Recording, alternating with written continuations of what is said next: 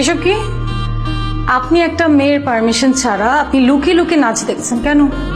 তুমি আমাকে চেনো? আরে বাবা, আবার আপনি তুমি তুমি করে বলছেন।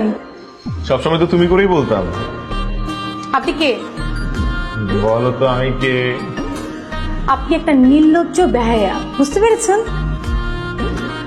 কেন ফলো করছেন আপনি আমাকে এখনো? This is for you. তুমি কেন আমাকে মনে করতে পারছো না? আমি তুর্য, একটু ভালো করে আমার দিকে তাকিয়ে দেখো। তোমার কেন মনে পড়ছে না? আমরা একই স্কুলে পড়তাম, একই ক্লাসে পড়তাম, আমরা পাশাপাশি সিটে বসতাম। আরে ভাই, আপনাকে আমার মনে পড়ছে না, আমি এখন কি করব? আপনি আমাকে জোর করে মনে করাবেন? আচ্ছা ঠিক আছে, ধরে নিলাম আপনাকে আমার মনে পড়ছে, তাতে কি হবে? কি হবে বলেন?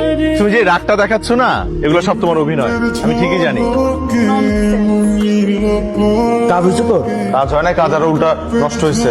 তাহলে পুষ্প আমার কথা মনে করতে পারতেছে না কেন? এটাই তো আমি বুঝতে পারতেছি না। ভাব লইতাছে। তাই বলে আমার সাথে? আমি তো ছোটবেলার বন্ধু। কি রে, মন খারাপ? আবার কিন্তু একটা বিষয় নিয়ে খুব ডাউট হচ্ছে। না না, কি মনে হচ্ছে তোমার? মনে হচ্ছে কাউকে নিয়ে তুই ভাবছিস, আর যেটা কিনা প্রেমে পড়ার পূর্ব লক্ষণ।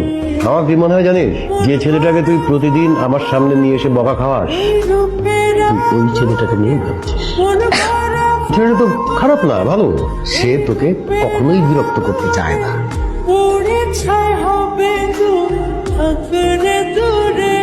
পুষ্প, তুমি আবার তুমি তুমি? আমি কখনো তোমাকে আপনি করে বলতে পারবো না। আমি কিন্তু আপনাকে একবার বলেছি যে আমার কিছুই মনে পড়ছে না। কেন মনে নেই? তুমি তুমি দেখো আমার স্কুল ড্রেসটা, তোমার মনে পড়ছে না? আমরা একসাথে স্কুল ড্রেস পরে স্কুল করতাম, স্কুলে এই চশমাটা আমি পরতাম, তোমার কেন মনে পড়ছে না? ঠিক আছে, আমি ধরে নিলাম যে আমার সবকিছু মনে পড়েছে, তাতে আপনার লাভটা কি? কোনো লাভ নেই, কিন্তু পছন্দের খুব প্রিয় মানুষ যদি চিনতে না পারে তখন খুব কষ্ট হয়। আজকে আমার একটা ফ্রেন্ডের বার্থডে, সো কিছু শপিং করতে হবে, মানে গিফটস কিনবো। আমাকে একটু মার্কেটে নিয়ে যাবেন? তুমি আমার সাথে যাবে?